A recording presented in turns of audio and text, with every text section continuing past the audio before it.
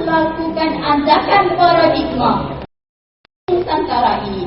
Kejayaan Malaysia dan ekonomi, sains dan teknologi telah melonjakkan nama Malaysia di mata dunia. Pendidikan seperti inilah yang harus diwujudkan dan melahirkan insan yang mampu berfikir dengan kritis dan kreatif berupaya menyelesaikan masalah dan kemampuan mencari peluang-peluang baru.